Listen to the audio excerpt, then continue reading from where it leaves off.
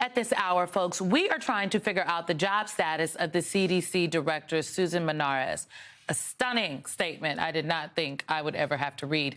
Following reports that she had been fired, Dr. Menarez's legal team released a statement making clear that, quote, she has neither resigned nor received notification from the White House that she has been fired. The statement ends, quote, as a person of integrity and devoted to science, she will not resign. There's a bigger statement that's also out there now. You want to read from No, go ahead. No, what struck me in this opening paragraph of the statement is now Secretary Kennedy and his HHS have set their sights on weaponizing public health for political gain and putting millions of American lives at risk.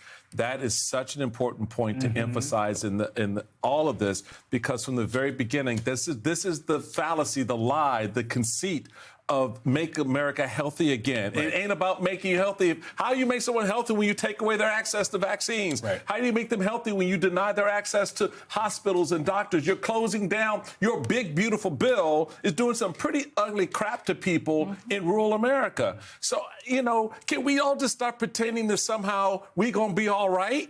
Because we're not. Well, I know people ask for hope, but this is the truth.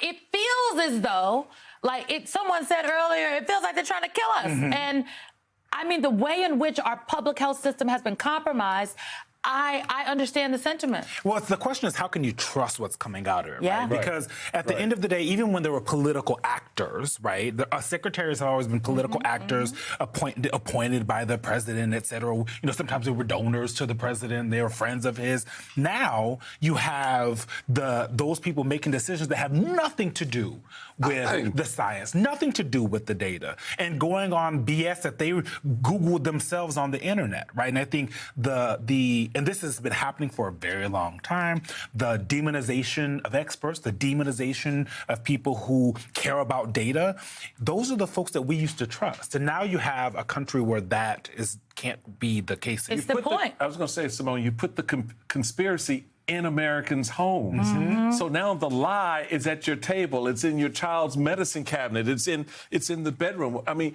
where do we go now to keep ourselves healthy? I mean, I do appreciate that Dr. Menarez is not backing down. I appreciate we had the doctor on earlier. I appreciate that folks in the medical community and the scientific community are speaking out loudly and proudly. I appreciate the resignations from the 4 other top officials that said, not on our watch, we will not be complicit here. We always ask for the people to stand up and fight.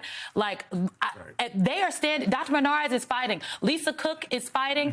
I think these people are standing their ground, and I think the rest of us need to stand our ground, too. I just like to see, to your very important point, and y'all heard me say it at this table a lot, I want to see the leadership of this country, the political leadership, show the kind of resolve and courage that doctors and moms and who didn't sign up to be political. That is not what they hate that.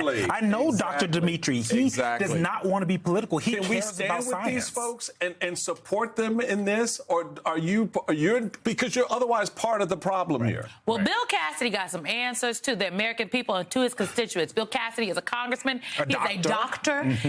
He knows what is supposed to be happening. And if Susan Menarez, as the reporting suggests, and, you know, Dr. Irwin with his own on-the-ground reporting, if Susan Menarez called him to warn him and she was fired anyway and he did nothing about it, well, Louisiana, you might need to pick up the phone and call your congressman and ask him why he is putting you and your family's health in jeopardy.